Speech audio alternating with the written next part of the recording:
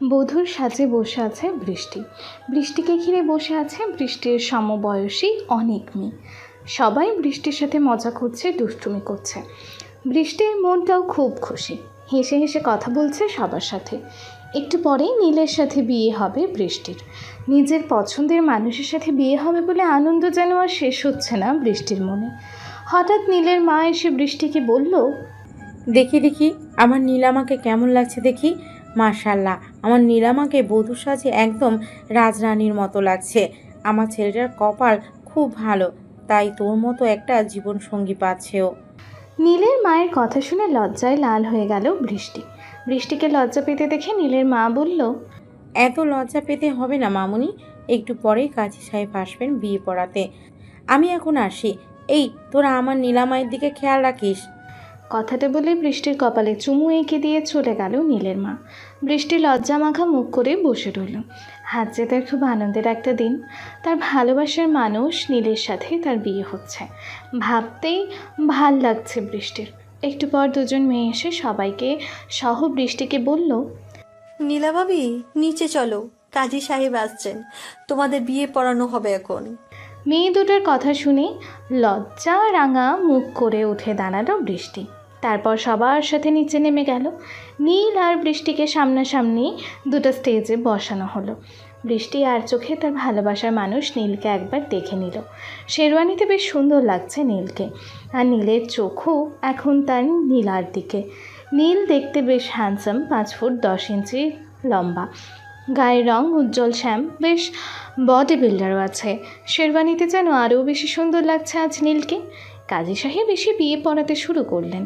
কাজী সাহেব যখনই বৃষ্টিকে কবুল বলতে বললেন, তখনই অনেকগুলো কালো পোশাক পরা লোক হনহনিয়ে ঢুকলো বাসার ভেতর।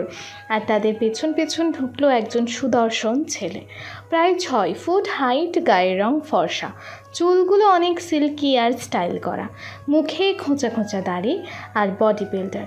হাতে সিগারেট নিয়ে খেতে খেতে বাসার ভেতরে ঢুকলো সে। তারপর সোজা চলে গেল বৃষ্টির কাছে। ছেলেটাকে দেখে সবাই হাঁ করে তাকিয়ে আছে, কেউ কিছুই বুঝতে পারছে না। হঠাৎ নীলের বাবা বলে উঠল, এ কি, আপনারা কারা? আমার বাসার ভেতরে এলেন কি করে? Security, security! এতটুকু বলতেই ছেলেটি পিস্তল হাতে ওপর দিকে ফাঁকা গুলি করল। সাথে সাথে ভয়ে জড়সড় হয়ে গেল সবাই। তখন ছেলেটি নীলের বাবার দিকে তাকিয়ে বলল, হ্যাঁ মিস্টার খান, এখানে সিকিউরিটিকে ডাকার কি আছে? আমার সাথে কথা বলুন, তাহলে আপনাদের জন্য ভালো হবে। নইলে কি হবে তা হয়তো এটা দেখে বুঝতে পারছেন। হাতের পিস্তল ঘুরিয়ে ঘুরিয়ে দেখিয়ে বলল ছেলেটা। ছেলেটার কথা শুনে কিছুটা ভয় পেল নীলের বাবা, কিন্তু নীল ভয় না পেয়ে এগিয়ে এসে বলল, কে আপনারা আর এখানে কি চাই? এটা কোনো গুন্ডামির করার জায়গা নয় যে আপনারা এখানে গুন্ডামি করবেন। নীলের কথা শুনে ছেলেটি ভয়ানকভাবে হাসতে লাগলো। তারপর হাসি থামিয়ে বলল, আরে মিস্টার নীল আহমেদ, তোমাকে কে বলল যে এখানে আমি গুন্ডামি করতে এসেছি? আমি তো এখানে আমার বউকে নিতে এসেছি, যাকে এখন তুমি বিয়ে করতে চাচ্ছিলে। ছেলেটার কথা শুনে রাগে আগুন হয়ে গেল নীল। এদিকে বৃষ্টি ভয়ে গুটিসুটি মেরে বসে আছে।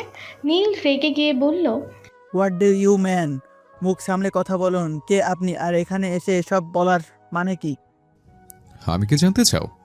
তাহলে শোনো, আমি তোমার হবু বউয়ের প্রথম এবং শেষ স্বামী, হাসান চৌধুরী শ্রাবণ, যাকে 1 বছর আগে বিয়ের রাতে ছেড়ে চলে এসেছিল তোমার হবু বউ বৃষ্টি। শ্রাবণের কথা শুনে সবাই অবাক হয়ে গেল।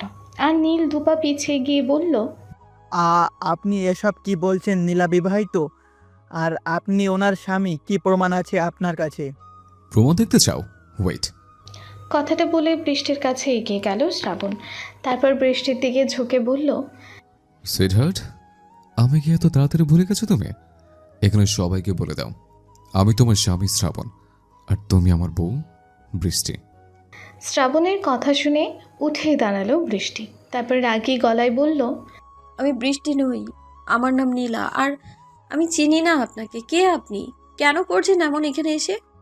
বৃষ্টির কথা শুনে রাগ উঠে গেল শ্রাবণের।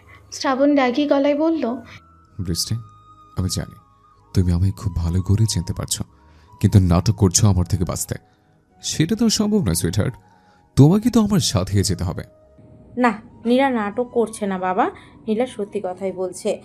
পেছন থেকে বলে উঠল নীলের মা। নীলের মায়ের কথা শুনে পেছনে ঘুরে ভ্রু কুঁচকে নীলের মায়ের দিকে তাকালো শ্রাবণ। নীলের মা শ্রাবণের সামনে এসে দাঁড়িয়ে বলতে লাগলো, তুমি হয়তো সত্যি বলছো বাবা, কিন্তু নীলাও কিন্তু মিথ্যে বলছে না। ও তোমাকে সত্যি চিনতে পারছে না, কারণ 1 বছর আগে আমাদের গাড়ির সাথে অ্যাক্সিডেন্ট করে নীলা নিজের স্মৃতিশক্তি হারিয়ে ফেলেছে। নীলের মায়ের কথা শুনে অবাক চোখে বৃষ্টির দিকে তাকালো শ্রাবণ।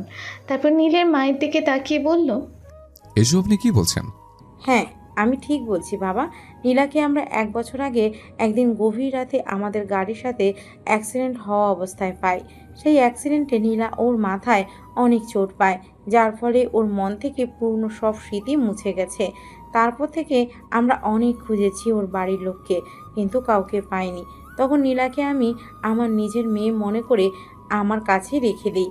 আর এই 1 বছরে আমার ছেলে নীল আর নীলামা একে অপরকে পছন্দ করতে শুরু করে। তাই আমরা নীলের সাথে নীলার বিয়ে দিচ্ছিলাম আজ। কিন্তু আমরা কখনো ভাবতে পারিনি আজকে কেউ একজন আসবে ওর আসল পরিচয় নিয়ে, আর সেটাও ওর স্বামী। আমি এনাকে চিনি না মামুনি। তুমি এনার কথা বিশ্বাস করে আমায় এনার সাথে যেতে বলো না প্লিজ। আমি নীলকে ভালোবাসি। আমি নীলকে ছাড়া অন্য কাউকে আমার স্বামী হিসেবে মানতে পারবো না। প্লিজ মামুনি, তুমি আমাকে এই সন্ত্রাসীটার হাতে তুলে দিও না। বৃষ্টির কথা শুনে মাথা গরম হয়ে গেল শ্রাবণের। শ্রাবণ বৃষ্টির হাত ধরে টান দিয়ে এক ঝটকায় বৃষ্টিকে নিজের বুকে নিয়ে নিল। তারপর বৃষ্টিকে শক্ত করে বুকের সাথে চেপে ধরে বলল, তোমাকে তো আজ আমার সাথে যেতে হবে সুইটহার্ট। তোমার সাথে যে আমার অনেক হিসাব নিকাশ বাকি আছে, ছেড়ে তুমি যাও আর না চাও। কথাগুলো বলেই বৃষ্টির মুখে রুমাল চেপে ধরে বৃষ্টিকে অজ্ঞান করে ফেলল শ্রাবণ। তারপর কোলে তুলে নিয়ে বলল, আমি ওকে নিয়ে যাচ্ছি। এতদিন আমার বৃষ্টিকে আপনাদের বাসায় নিজের মেয়ের মতো করে রেখেছিলেন বলে আপনাদের অসংখ্য ধন্যবাদ। আমি ঢাকার নাম্বার 1 বিজনেসম্যান হাসান চৌধুরী শ্রাবণ। আপনাদের কখনো কোনো প্রয়োজন হলে অবশ্যই আমাকে জানাবেন, আমি আপনাদের সহযোগিতা করব। কথাগুলো বলেই বৃষ্টিকে নিয়ে চলে যেতে নিল শ্রাবণ। আর তখনই শ্রাবণের সামনে বাধা হয়ে দাঁড়ালো নীল। নীল শ্রাবণের সামনে দাঁড়িয়ে বলল, দাঁড়ান মিস্টার শ্রাবণ, আপনি এভাবে নীলাকে কোনো প্রমাণ ছাড়া নিয়ে যেতে পারেন না। আর তাছাড়া নীলা অতীতের সব কথা ভুলে গেছে। নীলা এখন আপনাকে আর চেনে না। নীলা আমায় ভালোবাসে আর আমিও নীলাকে। আপনি ওকে এভাবে নিয়ে যেতে পারেন না এখন থেকে। নীলের কথা শুনে বাঁকা হেসে শ্রাবণ বলল, কি আটকাবে আমায় বৃষ্টিকে নিয়ে যাওয়া থেকে? তুমি, নীলা আহমেদ? হ্যাঁ, আমি আপনাকে আটকাবো, কারণ আমি নীলাকে ভালোবাসি আর নীলাও আমার ভালোবাসে। আজ আমাদের বিয়ে, আপনি হঠাৎ কোথা থেকে এসে নিজেকে নীলার স্বামী বলে দাবি করেন। এটা আর কেউ মানলেও আমি মানব না। নীলের কথা শুনে রাগ যেন মাথায় উঠে গেল শ্রাবণের। শ্রাবণ নীলকে কিছু বলবে তার আগেই নীলের বাবা এসে নীলকে থামিয়ে দিয়ে বলল, আপনি কিছু মনে করবেন না মিস্টার শ্রাবণ চৌধুরী। নীল ছেলে মানুষ, তাই আপনাদের ব্যাপারে ভালোভাবে না জেনে এমন বলছে। আপনি নীলকে নিয়ে যান, কোনো প্রমাণ চাই না আমাদের। নীলের বাবার কথা শুনে নীল অবাক হয়ে বলল, আব্বু, তুমি এসব কি বলছো আব্বু? চেনা নাই জানা নাই, কোনো প্রমাণ ছাড়াই তুমি এভাবে আমার নীলাকে ওনার হাতে তুলে দিতে পারো না। এটা আর কেউ মানলেও আমি মানব না। নীলের কথা শুনে নীলের হাত ধরে কিছুটা দূরে নিয়ে গেল নীলের বাবা। তারপর নীলের হাত ধরে আস্তে আস্তে বলল, নীল, কি করছো তুমি? তুমি জানো না শ্রাবণ চৌধুরী আসলে কে? ঢাকার এমন কোনো মানুষ নেই যে চেনে না একে। বিজনেসে যেমন উনি সবার সেরা, তেমনি ঢাকা শহরের ডনও উনি। গত 1 বছর হলে ওনার কোনো খোঁজ খবর ছিল না।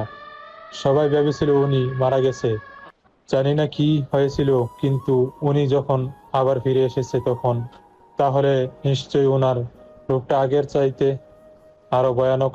এখন ওনাকে বাধা দিতে গেলে উনি তোমাকে খুন করতে দুবার ভাববে না। তাই বলে ওনাকে ভয় পেয়ে নিজের ভালোবাসার মানুষকে এভাবে কোনো প্রমাণ ছাড়া ওনার সাথে নিয়ে যেতে দিব না আব্বু। দরকার হলে আমি পুলিশের কাছে যাব, তবুও আমি ওনাকে এভাবে আমার নীলাকে নিয়ে যেতে দিব না। নীলের কথা শুনে নীলের বাবা কিছু বলার আগে শ্রাবণ বলে উঠল, নীলা আহমেদ, তুমি এখনই শ্রাবণ সম্পর্কে কিছুই জানো না, তাই তুমি এসব বলার সাহস পাচ্ছ। পুলিশের কোনো ক্ষমতা নেই এই শ্রাবণ চৌধুরীকে কিছু করার বা বলার। বাট আমি তোমাদের কারো কোনো ক্ষতি করব না, কারণ তোমরা আমার বৃষ্টিকে এতদিনের যত্নে তোমাদের কাছে রেখেছ। তাই নাও তোমার প্রমাণ। কিছু কাগজ আর ছবি এগিয়ে দিয়ে কথাগুলো বলে শ্রাবণ। নীল কাগজগুলো একটা একটা করে খুলে দেখতে লাগলো। শ্রাবণ আর বৃষ্টির কাবিনের কাগজ, আর ছবিগুলোতে শ্রাবণ আর বৃষ্টি একে অপরকে আংটি পরাচ্ছে, কোথাও মুখোমুখি বসে আছে। ছবিগুলো দেখে অবাক হয়ে শ্রাবণের দিকে তাকিয়ে নীল বলল, আমি মেনে নিলাম নীলা সত্যিই আপনার বউ, কিন্তু তাহলে এই একটি বছর আপনি কোথায় ছিলেন মিস্টার শ্রাবণ? একটিবারও নীলার খোঁজ নেওয়ার প্রয়োজন মনে করেননি আপনি। এমনকি আমরা যখন চারিদিকে নীলার আপন মানুষ খুঁজেছিলাম তখনও পাইনি আপনাকে। তখন কি হয়েছিল আপনার? কোথায় ছিলেন আপনি?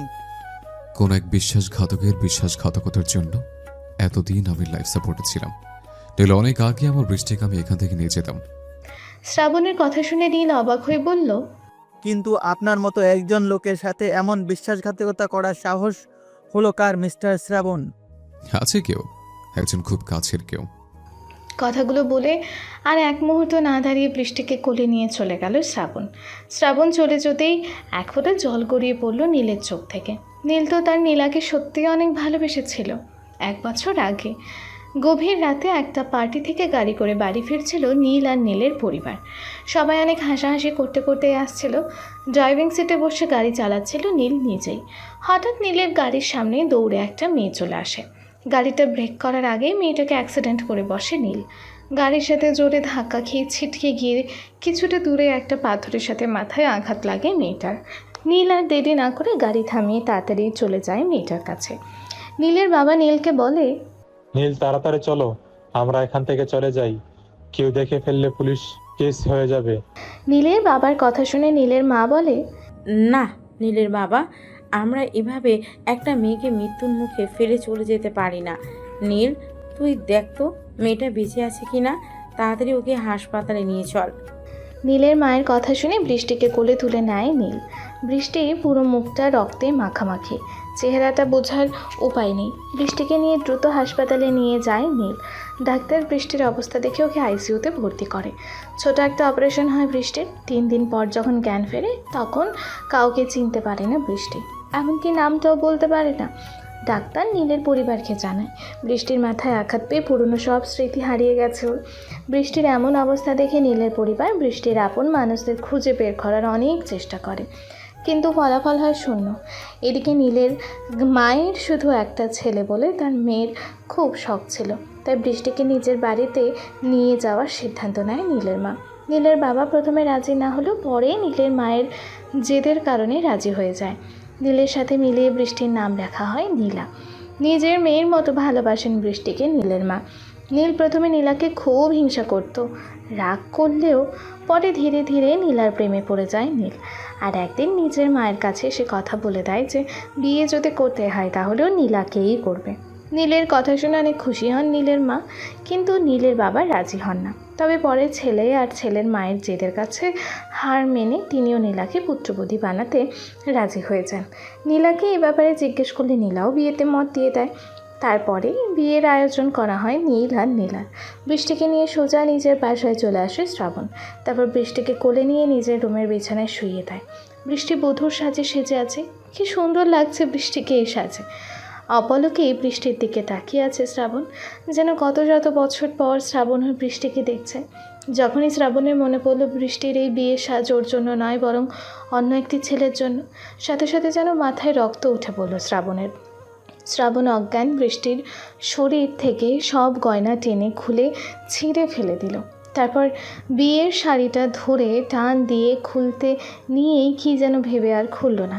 একটা সিগারেট ধরিয়ে ব্যালকনিতে চলে গেল শ্রাবণ। তারপর ডুব দিল অতীতে।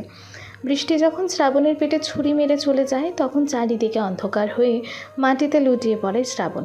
তখনই শ্রাবণের লোকেরা রুমের ভেতরে ঢুকে শ্রাবণকে রক্তাক্ত অবস্থায় দেখে তাড়াতাড়ি হাসপাতালে নিয়ে যায়। দীর্ঘ 4 ঘন্টা অপারেশনের পর লাইফ সাপোর্টে রাখা হয় শ্রাবণকে। এই অবস্থাতেই কেটে যায় দীর্ঘ 10টি মাস। এই 10 মাস শ্রাবণের লোকেরা শ্রাবণের সব কিছু দেখাশোনা করে।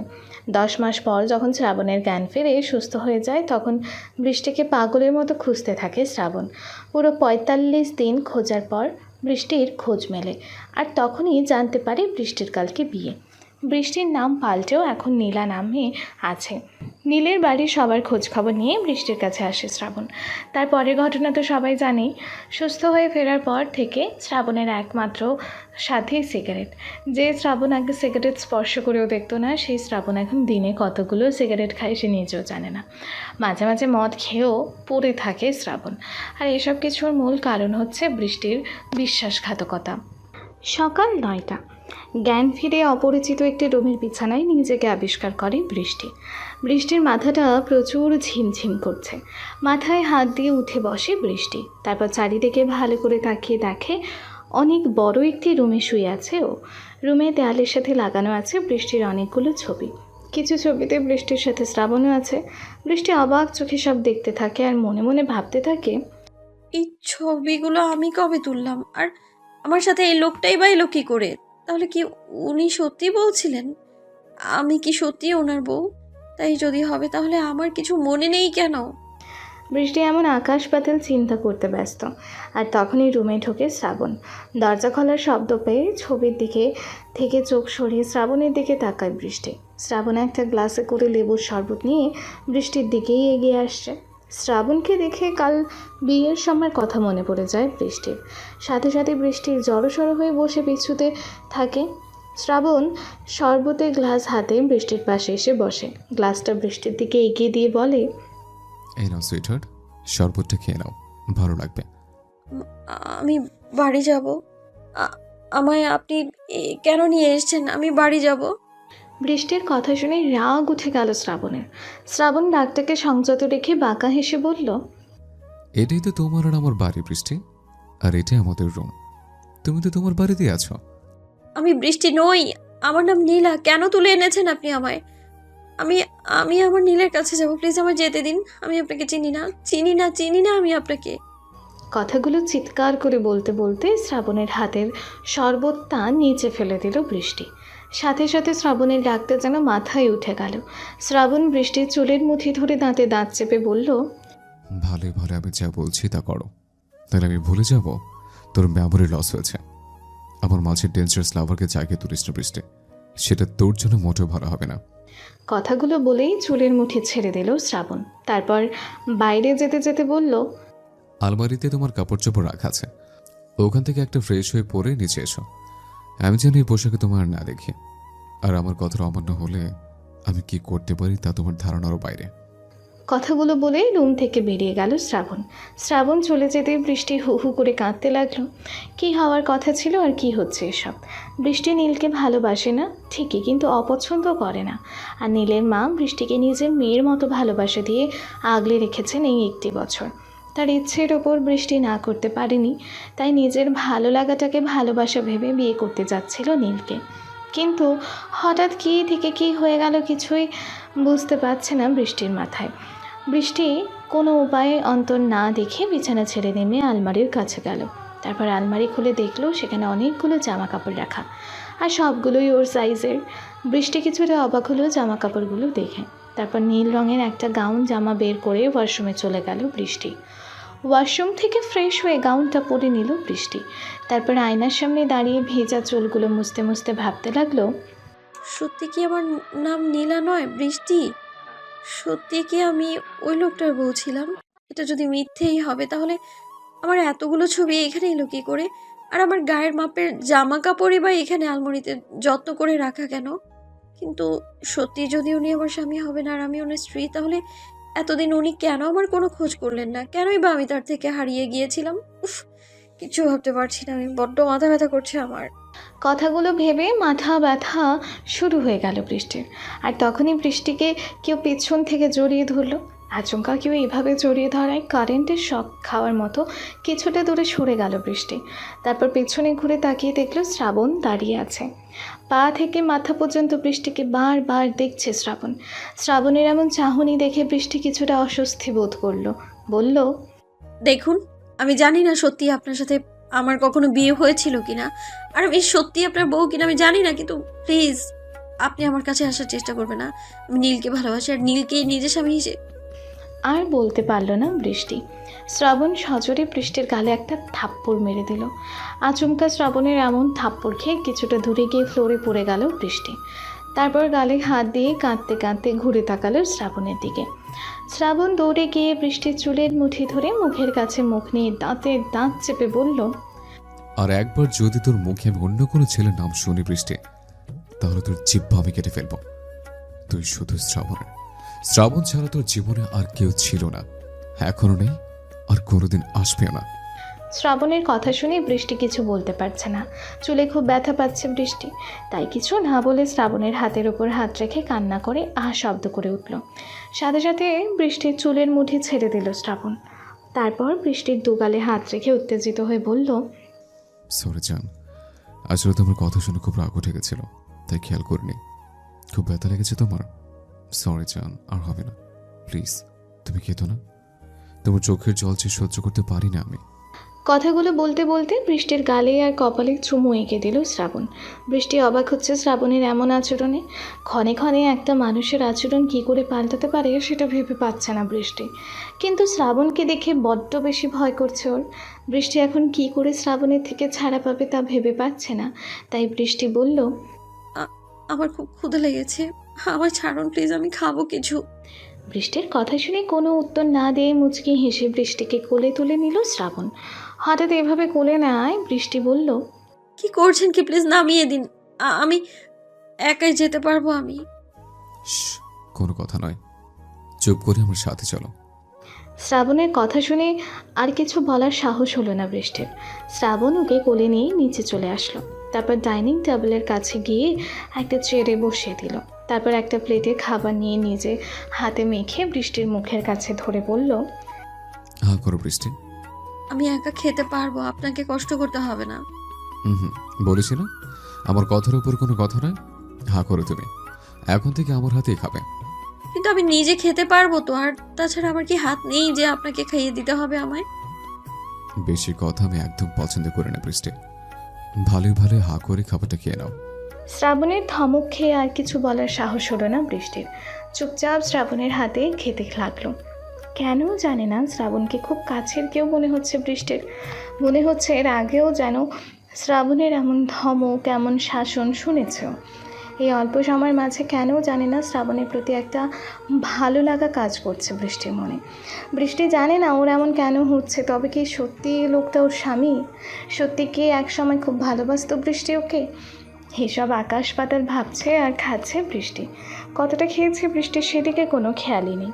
হঠাৎ শ্রাবণের কথায় ধ্যান ভাঙে বৃষ্টির। আরে সুইটহার্ট, তোমার মেমোরি লস হয়ে কি তোমার খাওয়াটা অনেক বেড়ে গেছে নাকি? আগে কখনো তো তুমি এত খেতে দেখিনি। নাকি আমার হাতে খেয়েছো বলে এতগুলো খাবার খেলে? শ্রাবণের কথা শুনে প্লেটের দিকে একবার তাকিয়ে আবারও শ্রাবণের দিকে তাকিয়ে বৃষ্টি বলল, অনেক খেয়েছি মানে? আমি কই খেলাম? প্লেটের খাবারগুলো কই সব? এই, তোমার কি কিছুক্ষণ পরপর মেমোরি লস হয় নাকি সুইটহার্ট? নাকি খাবারটা একটু বেশি স্বাদের হয়েছে? এত খেলে তো মোটা হয়ে যাবে। অবশ্য তুমি মোটা হলে আমার তাতে কোনো আপত্তি নেই, শুধু আর করে নিতে পারবো না, এই আর কি। শ্রাবণের কথা শুনে রাগ হচ্ছে বৃষ্টির। বৃষ্টি নিজের রাগটাকে সংযত রেখে কৌতূহল বশত শ্রাবণকে জিজ্ঞেস করলো, আচ্ছা, আপনি তো বলেছিলেন আপনার সাথে আমার বিয়ে হয়েছিল, আমি আপনার বউ, তাহলে এই 1 বছর আপনি আমার কোনো খোঁজ করেননি কেন? বৃষ্টির প্রশ্ন শুনে মুখটা মলিন হয়ে গেল শ্রাবণের। শ্রাবণ শান্ত গলায় বলল, খুব কাছের একজন বিশ্বাসঘাতকতা করেছিল আমার সাথে। আমার বিশ্বাসের সুযোগ নিয়ে বুকে ছুরি মেরেছিল আমার, যার ফলে আমি তোমার খোঁজ নিতে পারিনি। শ্রাবণের কথা শুনে বৃষ্টি ভ্রুকুচকে বলল, কে সে যে আপনার সাথে বিশ্বাসঘাতকতা করেছিল, আর কেনই বা এমন করেছিল? আপনি শাস্তি দেননি তাকে? না, আমি তাকে শাস্তি দিতে পারবো না, কারণ সে আমার আত্মা, আমার প্রাণ সে। আর আত্মাকে কষ্ট দেওয়া মানে তো নিজেকেই কষ্ট দেওয়া, প্রাণকে শাস্তি দেওয়া মানে তো নিজেকে শাস্তি দেওয়া, তাই না? আপনি যাকে এত ভালোবাসেন সে কেন করেছিল আপনার সাথে বিশ্বাসঘাতকতা? কি এমন হয়েছিল যে সে এমনটা করেছে আপনার সাথে? সে উত্তরটা আমারও অজানা বৃষ্টি, তবে খুব জলদি সে উত্তর পেয়ে যাবো আমি। এখন শুধু তোমার স্মৃতি ফেরার অপেক্ষা। আমার স্মৃতি ফেরার সাথে আমার উত্তর পাওয়ার কি সম্পর্ক? সে তুমি বুঝবে না। খাওয়া শেষ, এখন লক্ষ্মী মেয়ের মতো রুমে গিয়ে বসে থাকো। আমি খাওয়া শেষ করে আসছি, তোমার সাথে কিছু কথা আছে। শ্রাবণের কথা শুনে বৃষ্টি আর কিছু বলল না, সোজা উপরে চলে গেল। কেন জানি না শ্রাবণের কথা অমান্য করতে ইচ্ছা হচ্ছে না ওর। শ্রাবণকে খুব কাছের মানুষ মনে হচ্ছে বৃষ্টির। বৃষ্টির রুমে গিয়ে ব্যালকনিতে চলে গেল। ব্যালকনিটা বেশ বড়, সেখানে বেশ কয়েকটা ফুলের গাছ লাগানো টবে, পাশেই একটা দোলনা। বৃষ্টি গিয়ে দোলনায় বসে পড়ল। তখনই ওর চোখ পড়ল পাশে থাকা একটা গিটারের দিকে। গিটারটা হাতে নিয়ে নেড়ে চেড়ে দেখতে লাগলো বৃষ্টি। বৃষ্টির বারবার মনে হচ্ছে ও আগেও একবার এখানে এসেছে। এই জিনিসগুলো খুব পরিচিত ওর। আর শ্রাবণ সত্যিই খুব খুব কাছের কেউ, কিন্তু কোনো মতে মনে করতে পারছে না কিছু বৃষ্টির প্রচণ্ড মাথা ব্যথা শুরু হয়ে গেল। সব মনে করার চেষ্টা করে, মাথার যন্ত্রণা সহ্য করতে না পেরে একসময় বৃষ্টি জ্ঞান হারালো। খাওয়া দাওয়া শেষ করে রুমে এলো শ্রাবণ। রুমে এসে বৃষ্টিকে না পেয়ে বৃষ্টি বৃষ্টি বলে ডাকতে লাগলো ওকে, কিন্তু বৃষ্টির কোনো সারা শব্দ না পাওয়ায় শ্রাবণের মনে হলো বৃষ্টি হয়তো পালিয়ে গেছে ওর কাছ থেকে। কথাটা মনে হতেই মাথায় যেন রক্ত উঠে গেল শ্রাবণের। শ্রাবণ হাতের মুঠ শক্ত করে দাঁতে দাঁত চেপে নিজে বলল, বৃষ্টি, তুমি যদি সত্যি এখান থেকে পালিয়ে গিয়ে থাকো তাহলে তুমি ভাবতেও পারবে না আমি তোমার কি হাল করব। তোমার মেমোরি লস হয়েছে বলে তোমার ছেড়ে রেখেছি আমি। যদি তুমি পালিয়ে গিয়ে থাকো তাহলে আমি ভুলে যাব তোমার মেমোরি লসের কথা। একবার শুধু পেয়ে নেই আমি। কথাগুলো বলে বৃষ্টিকে খোঁজার জন্য বাইরে যেতে নিল শ্রাবণ। তখনই হঠাৎ কি মনে করে ব্যালকনির দিকে একবার গেল। ব্যালকনিতেও কাউকে দেখতে না পেয়ে যখনই শ্রাবণ ভাবলো এবার ফিরে যাবে, তখনই শ্রাবণের চোখ পড়ল ব্যালকনির ফ্লোরের দিকে। বৃষ্টি জ্ঞান হারিয়ে শ্রাবণের গিটারটা হাতে নিয়ে নিচে পড়ে আছে। বৃষ্টিকে এই অবস্থায় দেখা মাত্র উত্তেজিত হয়ে পড়ল শ্রাবণ। দৌড়ে বৃষ্টির কাছে গিয়ে বৃষ্টির মাথাটা নিজের কোলে তুলে নিল। তারপর বৃষ্টিকে বলতে লাগলো, এ জান জান, কি হচ্ছে তোমার? এই বৃষ্টি, কি হয়েছে? তুমি এইভাবে এখানে পড়ে আছো কেন? বৃষ্টি, কথা বলো আমার সাথে। শ্রাবণ পাগলের মতো বৃষ্টিকে ডাকছে, কিন্তু কিছুতেই বৃষ্টি জ্ঞান ফিরছে না। তাই শ্রাবণ বৃষ্টিকে কোলে তুলে নিল। তারপর দ্রুত চলে গেল গাড়িতে। গাড়ি করে বৃষ্টিকে হাসপাতালে নিয়ে গেল শ্রাবণ। ডাক্তার এসে বৃষ্টিকে দেখে শ্রাবণকে বলল, মিস্টার শ্রাবণ, আপনার ওয়াইফকে এখন একটু ঘুমাক, আপনি আমার সাথে আসুন। ডাক্তারের কথা শুনে বৃষ্টির মাথায় হাত বুলিয়ে ডাক্তারের কাছে চলে গেল শ্রাবণ। ডাক্তার নিজের চেম্বারে গিয়ে বসে শ্রাবণকে বলতে লাগলো, মিস্টার শ্রাবণ, আপনার কাছে যা শুনলাম আর আপনার ওয়াইফকে দেখে যা বুঝলাম তাতে বেশ ভালো করে আমি বুঝতে পারি যে আপনার ওয়াইফ তার মাথার অ্যাক্সিডেন্টে খুব বেশি আঘাত পেয়েছে, যার কারণে ওনার স্মৃতি নষ্ট হয়ে গেছে। আর উনি হয়তো কোনোভাবেই আজকে পুরনো কোনো কথা জোর করে মনে করার চেষ্টা করেছিল, তার ফলশ্রুতি সেই অজ্ঞান হয়ে হারিয়েছে। ডাক্তারের কথা শুনে শ্রাবণ বলল, আমার বৃষ্টির কি আর কখনো তার পুরনো স্মৃতি ফিরবে না ডাক্তার?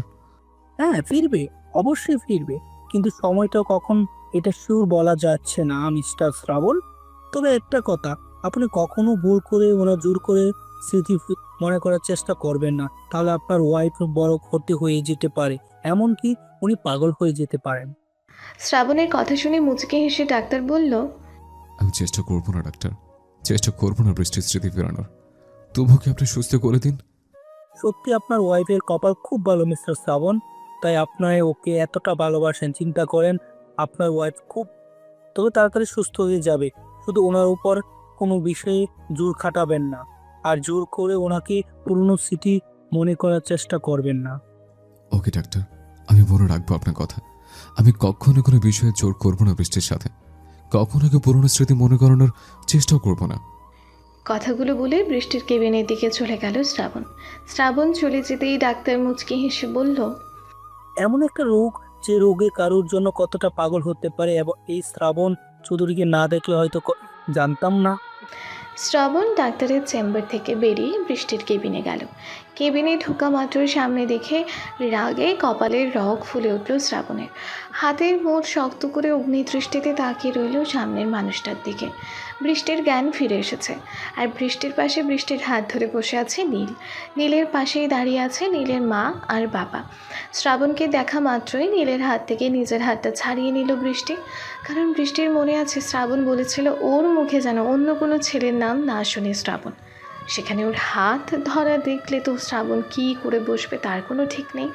সেই ভয়ে নীলের হাত থেকে নিজের হাতটা ছাড়িয়ে নিল বৃষ্টি।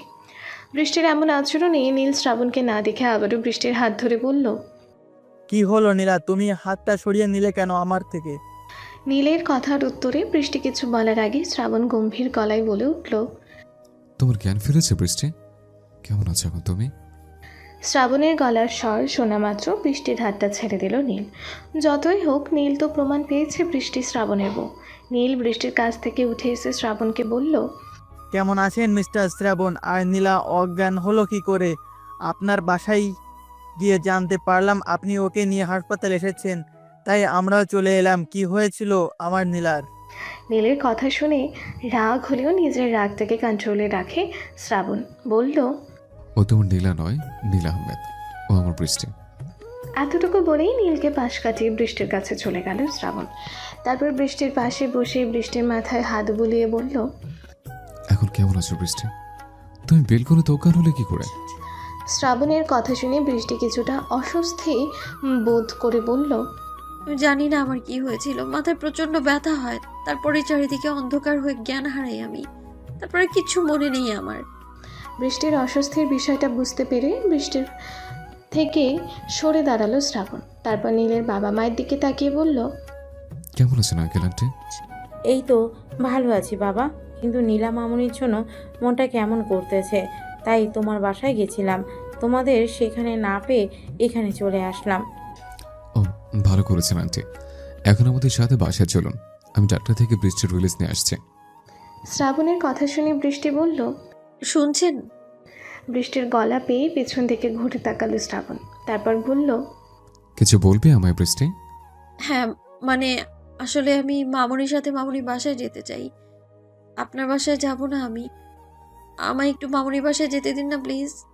বৃষ্টির কথা শুনে রাগ উঠে গেল শ্রাবণের। শ্রাবণ কিছু বলবে তার আগে নীলের মা বলল, হ্যাঁ বাবা শ্রাবণ, আমরা নীলামাকে নিয়ে যেতে চাই আমাদের সাথে। কয়েকটা দিন পর না হয় আবার ওকে নিয়ে এসো তুমি। নীলের মতো তুমিও আমার আরেক ছেলে। প্লিজ বাবা, না করো না। নীলাকে হঠাৎ যেভাবে নিয়ে এসেছো তুমি, আমার বাড়িটা একদম খালি হয়ে গেছে। নীলের মায়ের কথা শুনে শ্রাবণের কি যেন ভাবলো। তারপর বলল, আচ্ছা ঠিক আছে আন্টি, বৃষ্টি যখন চাইছে তখন যাবেও আপনাদের বাসায়। তবে আজকে নয়, কালকে। কালকে আমি নিজে নিয়ে গিয়ে রেখে আসবো, ওকে? কথাগুলো বলেই কারো কোনো উত্তরের অপেক্ষা না করে নীলের হাত ধরে নিয়ে চলে গেল শ্রাবণ। বৃষ্টির কেবিন থেকে বাইরে বেরিয়ে শ্রাবণ নীলকে উদ্দেশ্য করে বলল, দেখো নীল, আমি তোমাদের কাছে অনেক কৃতজ্ঞ। তোমরা আমার অসুস্থতার সময় আমার বৃষ্টিকে নিজেদের বাড়ির মেয়ের মতো করে রেখেছ, তাই। কিন্তু একটা কথা ভুলে যেও না, বৃষ্টি আমার বউ, তাই ওর থেকে যত দূরে থাকবে তুমি, তোমার জন্য ততই ভালো হবে। আমি ভালো সময় ভালো, আর খারাপের সময় কতটা খারাপ তা তোমার ধারণার বাইরে। সো বুঝতেই তো পারছো। কথাটা বলে নীলের পিঠে আসতে দুটো চড় দিয়ে ডেভিল হেসে চলে গেল শ্রাবণ। আর নীল অসহায় দৃষ্টিতে তাকিয়ে রইল শ্রাবণের চলে যাওয়ার দিকে। হাসপাতাল থেকে রিলিজ দিয়ে বৃষ্টিকে বাসায় নিয়ে এলো শ্রাবণ। নীলের মা বাবাকেও আসতে বলেছিল, কিন্তু তারা আসেনি। বলেছে কাল তো নীল যাবে ওদের বাড়িতে, তাই তখনই দেখা হবে, এখন আর যাব না। বাসার সামনে গাড়ি থামতে গাড়ি থেকে নেমে সোজা শ্রাবণের রুমে চলে গেল বৃষ্টি। বৃষ্টির এভাবে যাওয়া দেখে অবাক চোখে তাকিয়ে রইল শ্রাবণ। তারপর বৃষ্টির পিছু পিছু নিজের রুমে গেল শ্রাবণ। বৃষ্টি শ্রাবণের রুমের দেয়ালে থাকা ছবিগুলোতে হাত বুলিয়ে শ্রাবণের দিকে তাকিয়ে বলল, এই ছবিগুলো সত্যিই আমার? বৃষ্টি, এগুলো তোমারই ছবি, আর এই ছবিগুলো আমিই তুলেছিলাম তোমার আড়ালে। আমার আড়ালে কেন? কারণ তুমি এখন যেভাবে আমার থেকে দূরে যাওয়ার চেষ্টা করছো, তখন এমনই করতে। কিন্তু তখন তো আমি আপনার বউ ছিলাম, তাই না? আর তখন আমার স্মৃতিও ঠিক ছিল, তাহলে আমি আপনার থেকে দূরে যেতে চাইতাম কেন? সে অনেক কথা বৃষ্টি, এখন সেসব বাদ দিয়ে ফ্রেশ হয়ে নিচে আসো, নাস্তা করবে, অনেক বেলা হয়ে গেল। কথাটা বলেই নিচে চলে গেল শ্রাবণ। শ্রাবণের ব্যবহার একদম স্বাভাবিক, কোনো রাগ নেই। বৃষ্টির ভয়ও করছে না শ্রাবণকে দেখে। শ্রাবণ চলে গেলে বৃষ্টি ভাবতে লাগলো, এই লোকটাকে যত দেখছি ততই আমার মনে হচ্ছে আমি চিনি ওনাকে। আলাদা একটা টান অনুভব করছি আমি ওনার জন্য। ওই এমন টান তো কখনো নীলের জন্য অনুভব করিনি।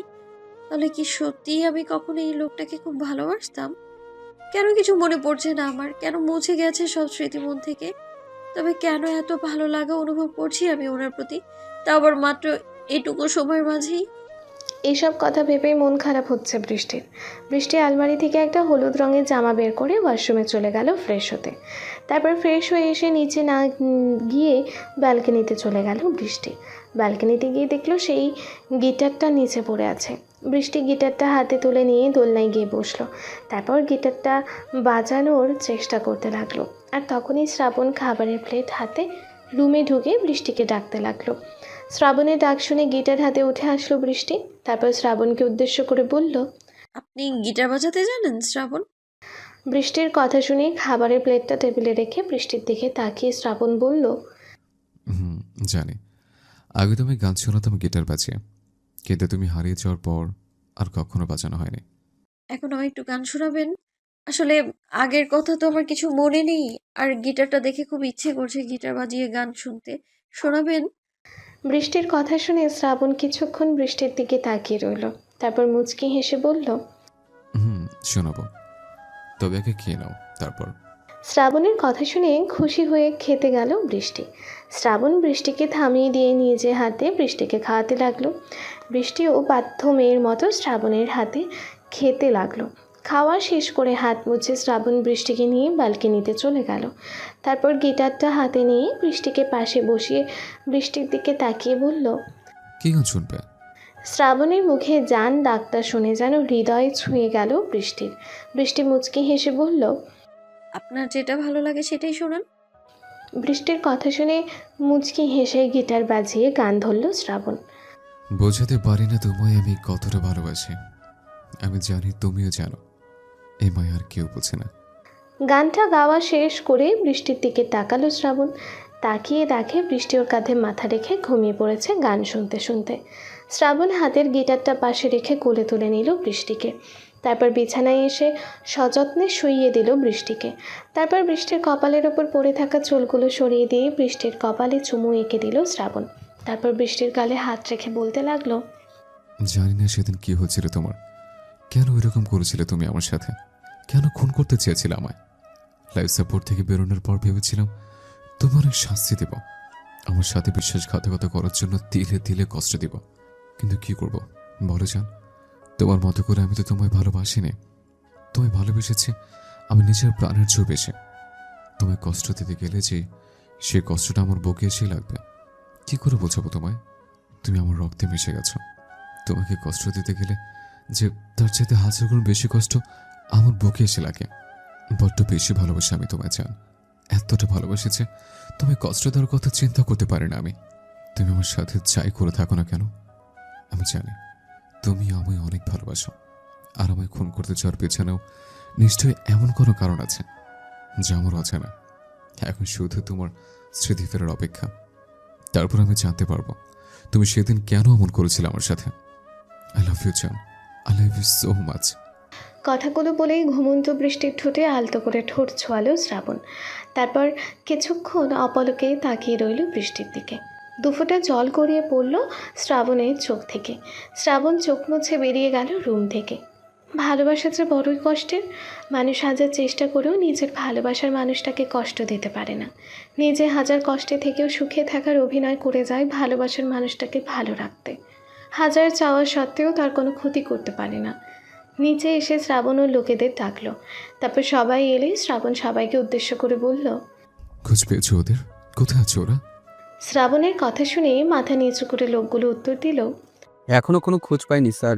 আমরা আপ্রাণ চেষ্টা করছি ওনাদের খুঁজে বের করতে, কিন্তু পাচ্ছি না কোথাও।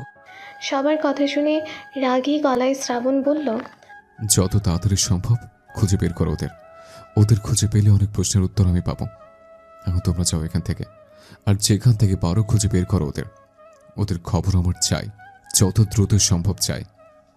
শ্রাবণের কথা শুনে সবাই মাথা নিচু করে চলে গেল সেখান থেকে।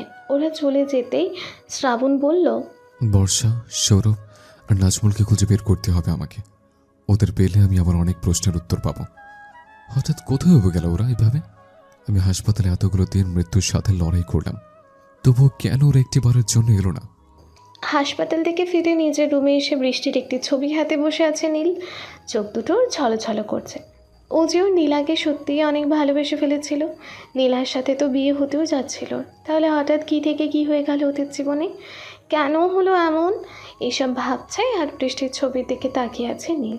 হঠাৎ মায়ের ডাকে ধ্যান ভাঙে নীলের। নীল, আসবো আমি?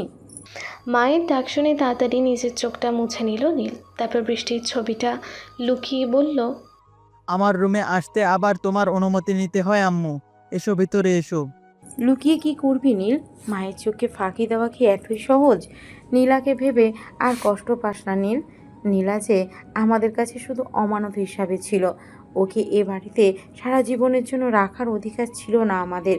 যার জিনিস সে তো নিয়ে যাবেই বল, আমাদের তো সেখানে করার কিছুই নেই।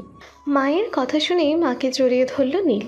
একটু পর মাকে ছেড়ে দিয়ে নীল ধরা গলায় বলল, জানো আম্মু, নীলাকে যখন তুমি এই বাসায় নিয়ে এসেছিলে তখন ওর উপর খুব হিংসে হতো আমার। কারণ আমার তখন মনে হতো তুমি আমার ভালোবাসার ভাগটা ওকে দিচ্ছ, কিন্তু একটি বাসায় থাকতে থাকতে কখন যে ওর প্রতি ভালো লাগা চলে আসে আমার মনে নাই, আমি বুঝতেই পারিনি। আর এক সময় সেই ভালো লাগাটাই ভালোবাসায় পরিণত হয়। সত্যি অনেক বেশি ভালোবেসে ফেললাম আমি নীলাকে। স্বপ্ন সাজাতে লাগলাম ওকে নিয়ে। কখনো ভাবিনি ওকে এভাবে চিরদিনের মতো হারিয়ে ফেলবো আমি। মাত্র 1 বছরের ভালোবাসা এভাবে দাগ কেটে যাবে আমার মনে। বড্ড কষ্ট হচ্ছে আমার আম্মু, নিজের ভালোবাসাকে অন্যের সাথে মেনে নিতে বড্ড কষ্ট হচ্ছে আমার। কথাগুলো বলতে বলতে আবারও মাকে জড়িয়ে ধরল নীল। নীলের মা নীলের কথা শুনে মাথায় হাত বুলিয়ে বলল, কষ্ট পাস না বাবা, জন্ম মৃত্যু বিয়ে সবাই আল্লাহর হাতে।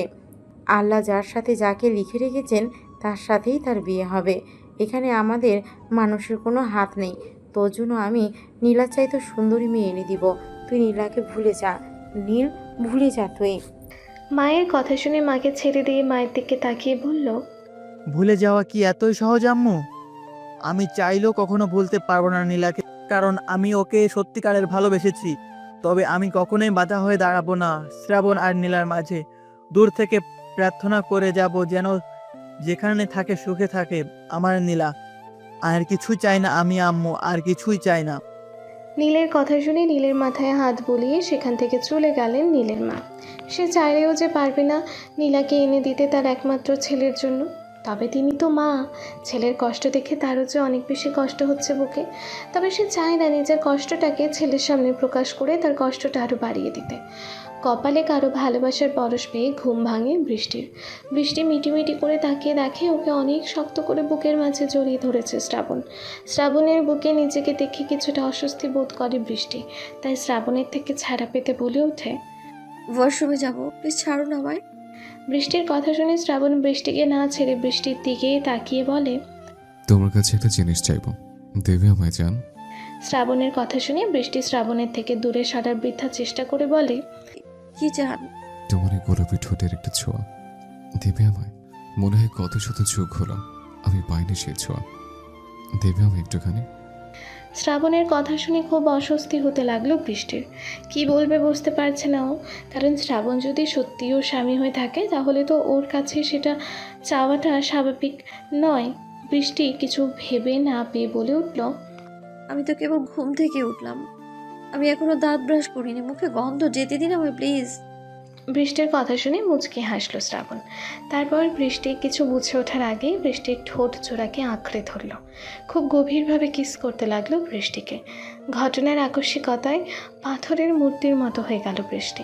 কি হচ্ছে, কেন হচ্ছে কিছুই মাথায় ঢুকছে না ওর। একটু পর বৃষ্টিকে ছেড়ে দিল শ্রাবণ। তারপর অন্যদিকে ঘুরে বলল, চলে যাও জান, চলে যাও এখান থেকে, কিছুক্ষণের জন্য একা ছেড়ে দাও আমায়, আমি একা থাকতে চাই। শ্রাবণের কথার মানে কিছুই বুঝতে পারল না বৃষ্টি, তাই দ্রুত ওয়াশরুমে চলে গেল। স্মৃতি হারানোর পর কখনো কেউ এরকমটা করেনি ওর সাথে। কেন জানে না ভীষণ রাগ আর লজ্জা দুটোই হচ্ছে বৃষ্টির। তবে শ্রাবণের প্রতি একটা মায়া কাজ করছে ওর মনে। বৃষ্টি চলে যেতেই শ্রাবণ উঠে বসে ওয়াশরুমের দিকে তাকিয়ে মনে মনে বলতে লাগলো, তুমি জানো না জান, তুমি আমি ঠিক কতটা ভালোবাসি। আজ আমি তোমার স্বামী হওয়া সত্ত্বেও তোমার উপর নিজের অধিকার খাটাতে পারছি না। তার একটাই কারণ, আমি চাই না তুমি আমার জন্য কষ্ট পাও। আমি তোমার জন্য অপেক্ষা করবো জান, তোমার স্মৃতি ফিরে আসা পর্যন্ত অপেক্ষা করব। তবে তুমি এত কাছে পেয়ে যে এতটুকু পাওয়া মিস করতে পারছিলাম না আমি, তাই তোমার অমতেই তোমার স্পর্শ করে বসলাম। প্লিজ জান, রাগ করো না আমার উপর। রাগ করলেও যে আমার করার কিছুই নেই। আমি যে তোমার নেশা আসক্ত জান। কথাগুলো ভেবেই একটা দীর্ঘশ্বাস ফেলে সেখান থেকে উঠে চলে গেল শ্রাবণ। পরের দিন সকাল 10টা, বৃষ্টিকে নিয়ে গাড়ি করে নীলদের বাসায় যাচ্ছে শ্রাবণ। এই সময়টুকুর মাঝে বৃষ্টির সাথে আর একবারও কথা হয়নি শ্রাবণের। বৃষ্টিও যতটা সম্ভব শ্রাবণের থেকে দূরে দূরে থেকেছে, মুখোমুখি হলেও কথা বলেনি শ্রাবণের সাথে। শ্রাবণকে দেখে কেমন একটা লজ্জা কাজ করছে বৃষ্টির মাঝে। শ্রাবণের মুখোমুখি হলেই মনে পড়ে যাচ্ছে গতকালকে শ্রাবণের সেই স্পর্শের কথা। নীলদের বাসার সামনে এসে গাড়ি থামাতেই বৃষ্টি গাড়ি থেকে নামার জন্য পা বাড়ালো। তখনই বৃষ্টির হাতটা ধরে ফেলল শ্রাবণ। তারপর বৃষ্টিকে এক টানে নিজের কাছে এনে বুকের সাথে মিশিয়ে নিয়ে বলল, তুমি চেয়েছো তাই তুমি রেখে যাচ্ছি এখানে আমি। তবে একটা কথা মনে রেখো, তুমি শুধু আমার, আমি ছাড়া আর কেউ নেই তোমার জীবনে। নীল আহমেদ বা অন্য কোনো ছেলের কথা কল্পনা তো আনবে না তুমি, তাহলে আমার চেয়ে ভয়ানক আর কেউ হবে না তোমার জন্য। কথাটা মাথায় রেখো। কথাগুলো এক নিঃশ্বাসে বলেই বৃষ্টির কপালে চুমু দিয়ে বৃষ্টিকে ছেড়ে দিল শ্রাবণ। তারপর একটা ফোন বৃষ্টির দিকে এগিয়ে দিয়ে বলল, এই ফোনটা তোমার কাছে রাখো বৃষ্টি, আমি যখন কল দিব আমার সাথে কথা বলবে এটা দিয়ে, আর ঠিক মতো খাওয়া দাওয়া করবে, নিজের যত্ন নিবে। আমি আগামী পরশু দিনে এখান থেকে নিয়ে যাবো তোমায় আমার কাছে। এখন যাও। এতটুকু বলতেই বৃষ্টি কোনো কথা না বলে গাড়ির দরজা খুলে নেমে যেতে নিল। আর তখনই আবারও বৃষ্টির হাত ধরে টান দিল শ্রাবণ। শ্রাবণের টান দেওয়াতে শ্রাবণের বুকে মুখ থুবড়ে পড়ল বৃষ্টি। বৃষ্টি মাথা তুলে জিজ্ঞাসু দৃষ্টিতে তাকালো শ্রাবণের দিকে। শ্রাবণ বৃষ্টির দিকে তাকিয়ে অসহায়ভাবে চেয়ে বলল, এখানে না থাকলে হয় না চান? তোমার ছাড়া যে থাকতে পারবো না আমি। চলো না ফিরে যাই, সবার সাথে একটু দেখা করে।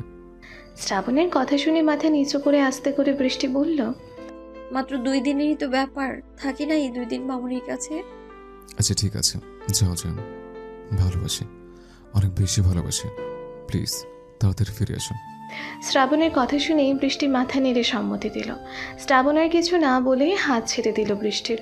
বৃষ্টি গাড়ি থেকে নেমে ভেতরে যাওয়ার সময় একবার ফিরে তাকালো শ্রাবণের দিকে। শ্রাবণ অসহায়ভাবে তাকিয়ে আছে ওর দিকে। বৃষ্টি আর কিছু না বলে ভেতরে চলে গেল। বৃষ্টি চলে যাওয়ার পর শ্রাবণ একটা দীর্ঘশ্বাস ফেলে গাড়িতে স্টার্ট দিয়ে চলে গেল।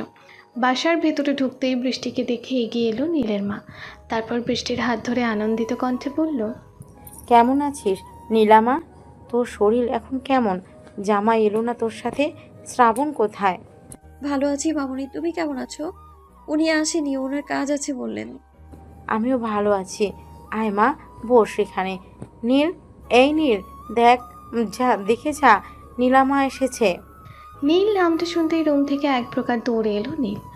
তারপর নীলার কাছে এসে নীলার দিকে কিছুক্ষণ তাকিয়ে থেকে জিজ্ঞেস করলো, কেমন আছো নীলা? জি ভালো আছি আমি, আপনি কেমন আছেন নীল ভাইয়া? আসি। শ্রাবণ চৌধুরী আসেননি তোমার সাথে? না, ওনার কি কাজ আছে বললেন, তাই নামিয়ে দিয়ে গেলেন আমায়। এভাবে কিছুক্ষণ গল্প করে কাটালো বৃষ্টির। বিকেলে নিজের রুমে বসে আছে বৃষ্টি। এতটুকু সময় প্রায় 7 থেকে 10 বার ফোন করে কথা বলেছে শ্রাবণ বৃষ্টির সাথে। বৃষ্টি চুপচাপ বসে আছে আর ভাবছে শ্রাবণের কথা। শ্রাবণের কথা মনে করছে আর এক অজানা অনুভূতি খেলে যাচ্ছে বৃষ্টির মনে।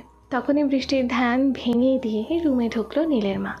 তারপর বৃষ্টির পাশে বসে বলল, নীলামা, তুই যে এই 2 দিন শ্রাবণের কাছে থাকলি, ওর কাছে থেকে কি মনে হলো তোর? মানে পুরনো কিছু কি মনে পড়ছে তোর? শ্রাবণ তোর ওপর কোনো রকম অত্যাচার করেনি তো? বা তোর ওপর জোর করেনি তো? আমার কাছে কিছু লুকাবি না মা। পেটে না ধরলেও এই 1 বছরে তুই আমার মেয়েই হয়ে গেছিস। নীলের মায়ের কথা শুনেই নীলের মাকে জড়িয়ে ধরল বৃষ্টি। তারপর মুচকি হেসে বলল, এতগুলো প্রশ্ন একসাথে করলে আমি উত্তর দিব কি করে বলো তো মামুনি? তো একটা একটা করে বল না। আমার যে কিছু ভালো লাগছে না মা তোর জন্যে। একটা কথা কি জানো মামুনি, আমার কেন যেন ওনার বাসায় যাওয়ার পর, ওনার কাছাকাছি থাকার পর বারবার মনে হয়েছে আমি চিনি ওনাকে। উনি আমার খুব কাছের কেউ। অজানা একটা মায়া কাজ করছে আমার ওনার জন্য। অজানা একটা ফিলিংস আগে যা কখনোই ওনার জন্য হয়নি, কারোর জন্যই হয়নি মামুনি। এমনটা কেন লাগে আমার ওনার জন্য আমি জানি না মামুনি। যেন উনি আমার কত জনম জনমের চেনা। এক নিঃশ্বাসে কথাগুলো বলে থামলো বৃষ্টি। বৃষ্টিকে থামতে দেখে বৃষ্টির মাথায় হাত রেখে নীলের মা মুচকি হেসে বলল, এটাই তো প্রকৃত ভালোবাসা নীলা। পবিত্র সম্পর্ক এটাকেই বলে। তুই যে সত্যি শ্রাবণীর স্ত্রী ছিলি, তোর এই অনুভূতিটাই তার প্রমাণ।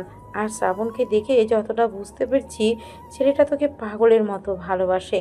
নীলের মায়ের কথা শুনে নীলা দীর্ঘশ্বাস ছেড়ে বলল, হয়তো তুমি ঠিকই বলছো মামুনি, কিন্তু আমি কিছুতেই মনে করতে পারছি না কেন পুরনো কথাগুলো মনে করার চেষ্টা করলে মাথায় প্রচন্ড ব্যথা হয় আমার। জোর করে কিছু মনে করার চেষ্টা করিস না নীলা, সময় এলে নিজে থেকেই সব মনে পড়ে যাবে তোর। আচ্ছা তুই থাক, আমি এখন আসি, একটু কাজ আছে।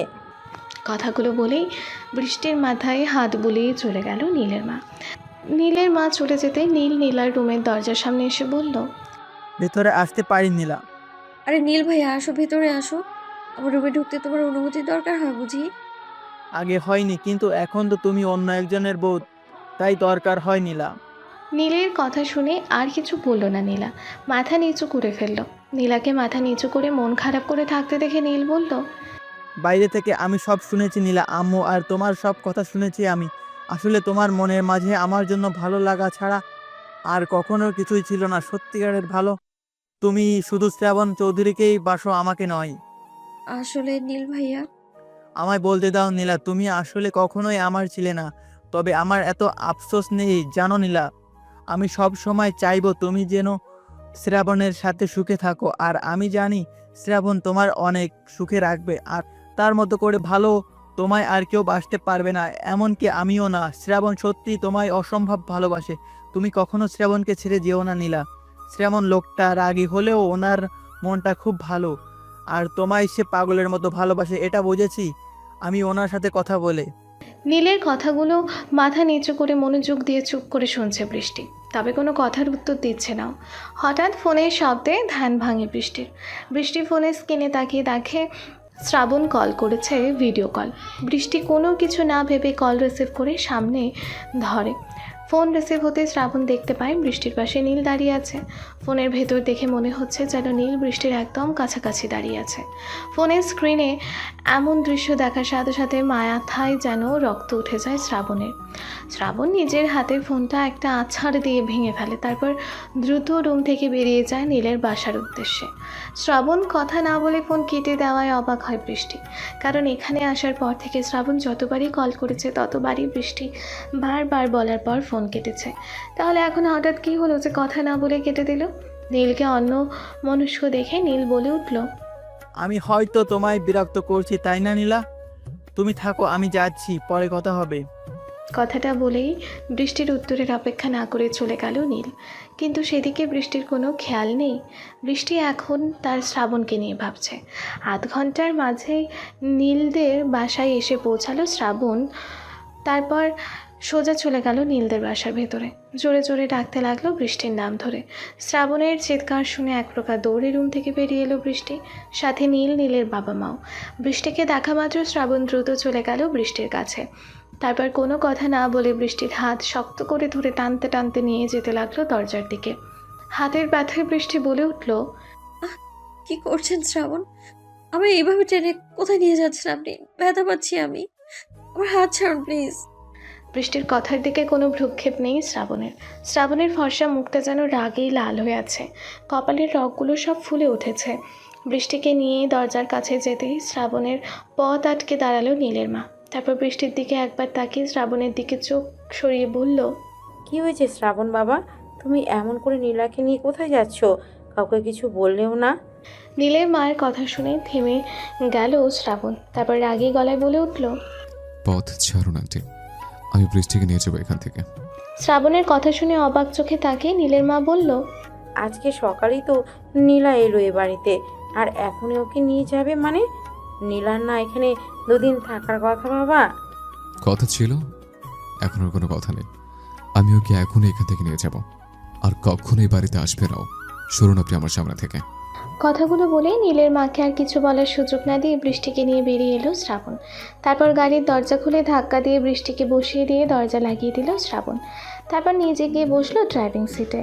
এই গল্পটি আমি সোনালি আক্তার বৃষ্টি লিখেছি। তারপর খুব দ্রুত গাড়ি ছোটাতে লাগলো শ্রাবণ। এত জোরে গাড়ি চালানোর জন্য ভয়ে যেন আত্মা শুকিয়ে আসছে বৃষ্টির। বৃষ্টি ভয় পেয়ে শ্রাবণকে খামচে ধরে মাথা নিচু করে বসে রইল। সেদিকে শ্রাবণের কোনো খেয়াল নেই। শ্রাবণের চোখ থেকে যেন আগুন বের হচ্ছে রাগে। বাসার সামনে গাড়ি থামিয়ে বৃষ্টির হাত ধরে টানতে টানতে নিজের রুমে নিয়ে গেল শ্রাবণ। তারপর ধাক্কা দিয়ে ফেলে দিল বিছানায়। বৃষ্টি বিছানায় পড়ে গিয়ে ছলছল করে অবাক চোখে তাকালো শ্রাবণের দিকে। শ্রাবণের কেমন হিংস্র চেহারা দেখে ভয়ে কুকিয়ে উঠল বৃষ্টি। শ্রাবণকে আর কিছু বলার মতো সাহস নেই বৃষ্টির। হঠাৎ শ্রাবণ হিংস্রভাবে এগিয়ে এসে বৃষ্টির দুই হাত শক্ত করে চেপে ধরল বিছানার সাথে। বৃষ্টি ব্যথায় কুকিয়ে উঠল, কিন্তু সেদিকে ভ্রুক্ষেপ না করে বৃষ্টির ঠোঁট জোড়াকে আঁকড়ে ধরল শ্রাবণ। তারপর কিস করার বদলে এক প্রকার কামড়াতে লাগলো বৃষ্টির ঠোঁটে। মুখ আর হাতের ব্যথায় যেন জানটা বেরিয়ে যাচ্ছে বৃষ্টির, কিন্তু শ্রাবণের শক্তির কাছে ওর কোনো কিছু করার নেই। দুই চোখ বেয়ে গড়িয়ে পড়ছে অঝোর ধারে প্রাণী। বেশ কিছুক্ষণ পর বৃষ্টিকে ছেড়ে দিল শ্রাবণ। তারপর উঠে বসে অন্যদিকে ঘুরে তাকিয়ে গম্ভীর গলায় বলে উঠল, তোকে আমি বলেছিলাম বৃষ্টি, তুই আমার বউ, শুধু আমার। নীল বা অন্য কোনো ছেলের সাথে কথা বলবি না তুই, কিন্তু তুই সেটাই করলি। আজকের এই কথা যদি মনে থাকে তাহলে দ্বিতীয়বার আর কোনো ছেলের সাথে কথা বলতে হাজারবার ভাববি তুই। এটা তোর শাস্তি ছিল। কথাগুলো বলেই রাগে গজগজ করতে করতে রুম থেকে বেরিয়ে গেল শ্রাবণ। আর বৃষ্টি বিছানাতেই পড়ে থেকে হাত আর ঠোঁটের ব্যথায় চোখে জল ফেলতে লাগলো। তারপর কাঁদতে কাঁদতে একসময় ঘুমিয়ে পড়ল বৃষ্টি। অনেকক্ষণ পর শ্রাবণ ফিরে এলো বৃষ্টির কাছে তার রুমে ঢুকে দেখলো বৃষ্টি সেই একইভাবে শুয়ে ঘুমিয়ে আছে। চোখের কোণায় এখনও পানি লেগে আছে বৃষ্টির। ঠোঁট জোড়া লাল টকটকে হয়ে আছে, সাথে ঠোঁটের কোণায় জমাট বেঁধে আছে রক্ত। হাত দুটো একদম লাল টকটকে হয়ে গেছে। দুই জায়গায় শ্রাবণের হাতের নখ ঢুকে রক্তও বের হয়ে গেছে। বৃষ্টির এমন অবস্থা দেখে বুকের মাঝে কেঁপে উঠল শ্রাবণ বৃষ্টিকে কোলে তুলে নিয়ে বিছানায় ঠিক করে শুইয়ে দিল। তারপর খুব যত্ন করে বৃষ্টির হাতে মলম লাগিয়ে নখ লেগে কেটে যাওয়া জায়গাটা পরিষ্কার করলো। তারপর বৃষ্টির কপালে চুমু এঁকে দিয়ে বলতে লাগলো, আমি জানি জান, আমি তুমি অনেক বেশি কষ্ট দিয়ে ফেলেছি, কিন্তু কি করব বলো? তুমি তো আমার কোনো কথাই শোনো না। আমি যেটা বলি তুমি সেটা উল্টোটাই করো সবসময়। কেন বলছো না তুমি জান? আমি ছাড়া অন্য কোনো ছেলের সাথে তোমায় কথা বলতে দেখলে অনেক কষ্ট হয় আমার। বুকের এইখানটায় পরে পরে ছাই হয়ে যায়। তখন কি করে তোমায় বোঝাবো আমি তুমি আমার কাছে ঠিক কি? প্রতিটা মুহূর্তে তোমাকে হারানোর ভয় তাড়া করে বেড়ায় আমায়। আর একবার তোমায় হারালে যে সত্যি মরে যাবো আমি, বাঁচবো না আর তোমায় ছাড়া, বাঁচবো না আমি। প্লিজ জান, কখন আর ছেড়ে যেও না আমায়। আমি যে সহ্য করতে পারবো না তোমার হারিয়ে বেঁচে থাকাটা। কথাগুলো বলতেই চোখ থেকে দুই ফোঁটা জল গড়িয়ে পড়ল শ্রাবণের। চোখটা মুছে নিয়ে সেখান থেকে চলে গেল শ্রাবণ। সন্ধ্যার পর ঘুম ভাঙল বৃষ্টির ঘুম ভাঙতেই উঠে বসল। তারপর হাতের দিকে খেয়াল করে দেখল ব্যথা অনেকটাই কমে গেছে। আরও বিছানায় ঠিকঠাক মতো শুয়ে আছে, কিন্তু ও তো এমনভাবে ঘুমায়নি, তাহলে ওকে ঠিক করে শুইয়ে দিল কে? এসব ভাবতে ভাবতে ওয়াশরুমে চলে গেল বৃষ্টি। তারপর ওয়াশরুমের আয়নায় নিজেকে দেখে একটা দীর্ঘশ্বাস ছেড়ে ফ্রেশ হয়ে বেরিয়ে এলো। বৃষ্টির বারবার মনে হচ্ছে এমন অত্যাচারের সাথে যেন ও অনেক আগে থেকেই পরিচিত। ওয়াশরুম থেকে বের হতে বৃষ্টি দেখলো শ্রাবণ খাবার হাতে বসে আছে বৃষ্টির জন্য। বৃষ্টিকে বের হতে দেখে শ্রাবণ বলে উঠল, এখানে এসো জান, আমি তোমাকে খাইয়ে দিচ্ছি। খাবারটা কি ওষুধ খেয়ে নাও, ব্যথা ঠিক হয়ে যাবে। শ্রাবণের কথা শুনে স্তব্ধ হয়ে দাঁড়িয়ে রইল বৃষ্টি। তারপর মনে মনে ভাবতে লাগলো, এই লোকটা এমন আজব কেন? নিজেই আঘাত করবে, আবার নিজেই সেই আঘাতে মলম লাগাবে, নিজেই কষ্ট দেবে, আবার সেই কষ্ট সে ভালোবাসা দিয়ে ভুলিয়ে দেবে। এমনও মানুষ হয়? এই লোকটা সত্যি সবার চাইতে আলাদা। তো আমার কেন মনে হচ্ছে আমি ভালোবাসি তাকে? আমার সাথে এমন বাজে আচরণের পরেও কেন তার উপর রাগ হচ্ছে না আমার কেন বারবার মনে হচ্ছে খুব কাছের কেউ সে, যাকে ছাড়া আমার জীবনটা হয়তো অপূর্ণ। ওই গত 1 বছরে তো কখনো এমনটা লাগেনি আমার কারো জন্যে। তবে কি এটাই ভালোবাসা? আমি কি তাকে সত্যিই ভালোবাসি? সে কি আমার স্বামী? আমি কি তার স্ত্রী সত্যি?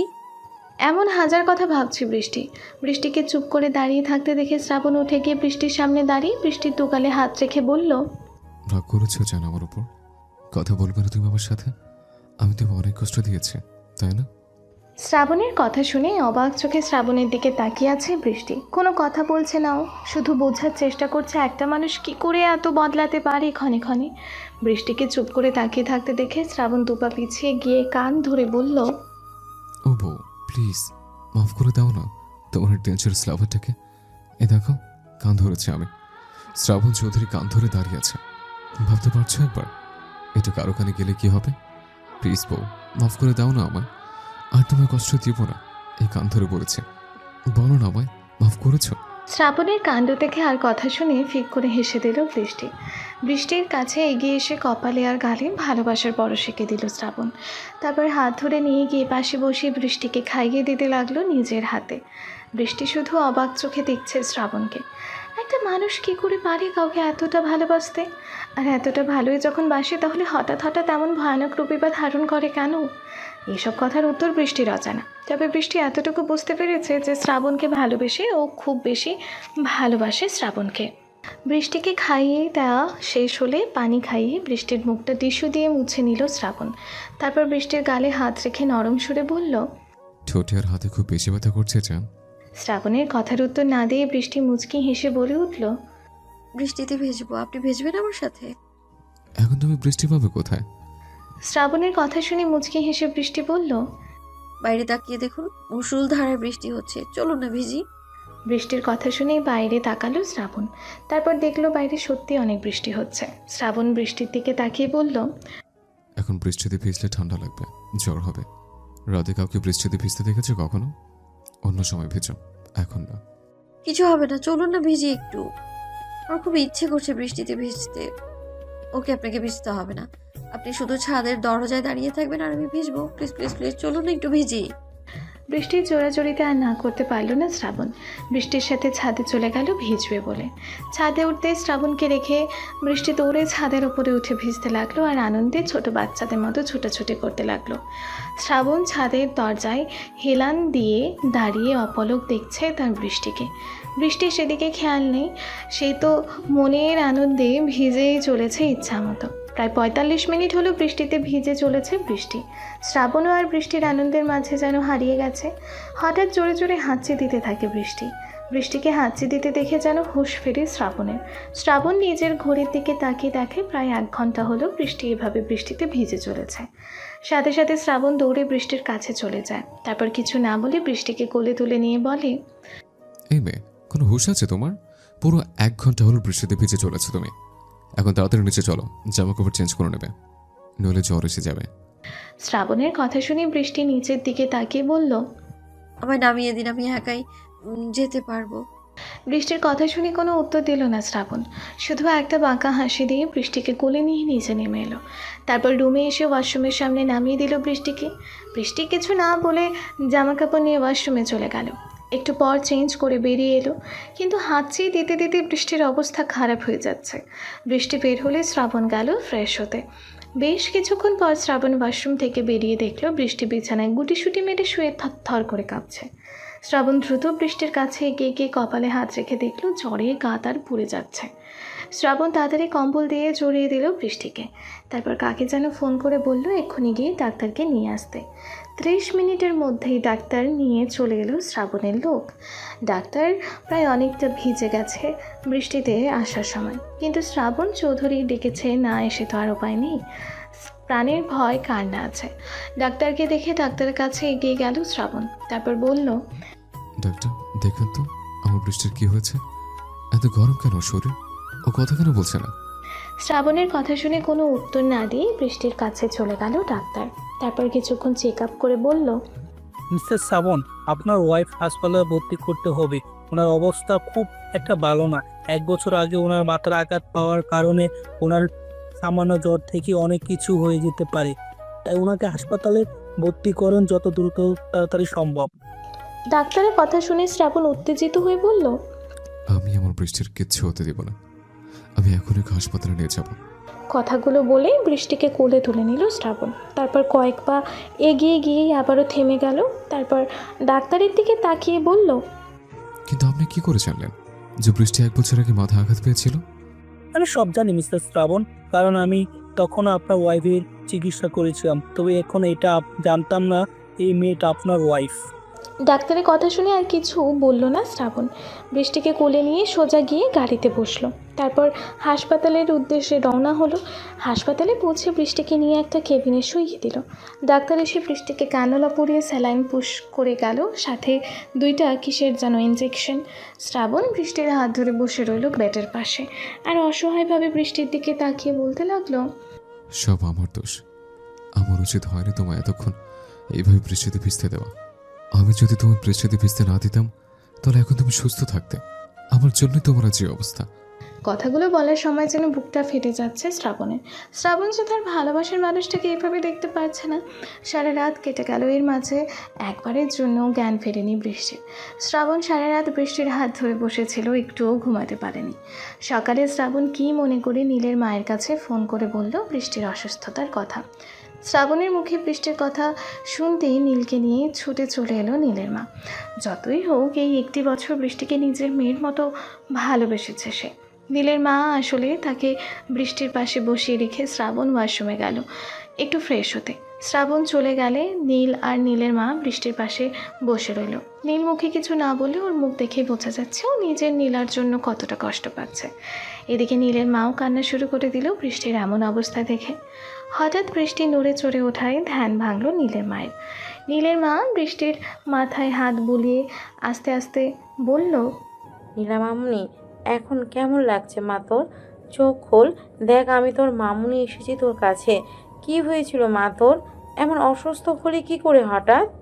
নীলের মায়ের কথা শুনে ধীরে ধীরে চোখ মেলে তাকালো বৃষ্টি। তারপর আশেপাশে একবার চোখ বুলিয়ে বোঝার চেষ্টা করলো ও ঠিক কোথায় আছে। তারপর এক ঝটকায় উঠে বসলো বৃষ্টি।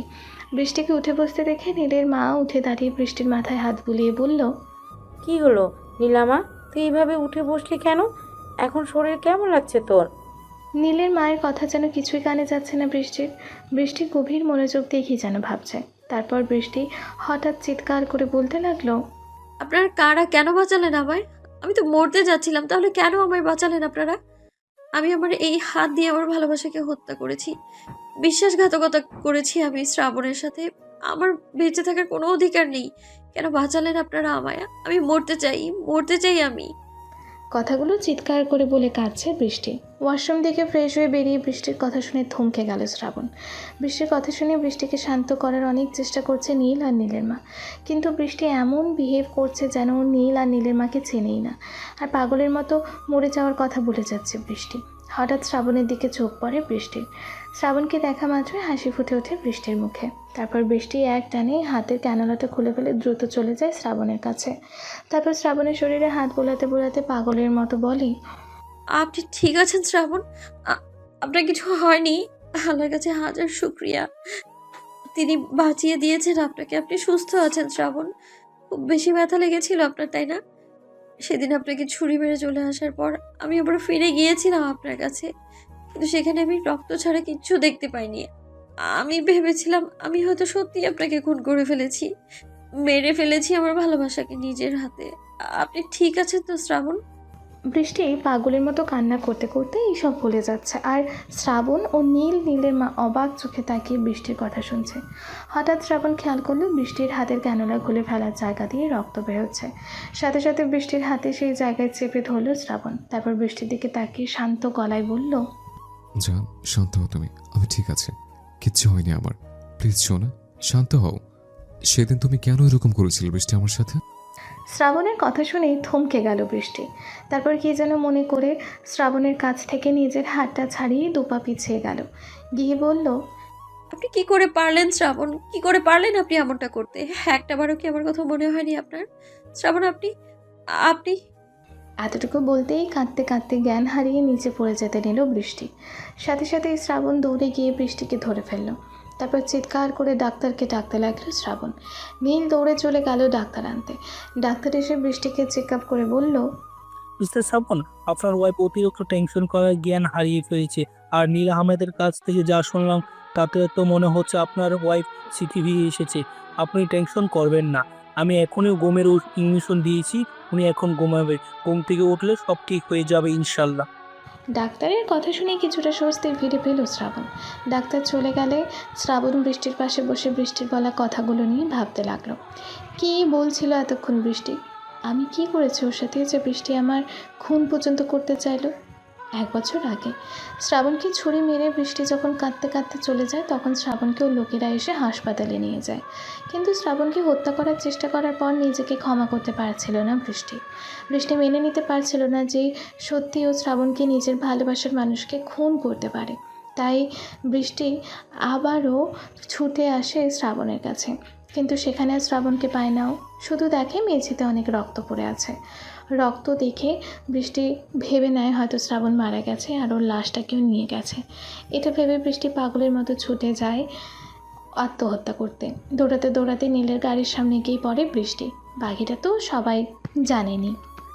বর্তমানে নীল আর নীলের মাকে বৃষ্টির কাছে রেখে নিজের বাসায় চলে যায় শ্রাবণ।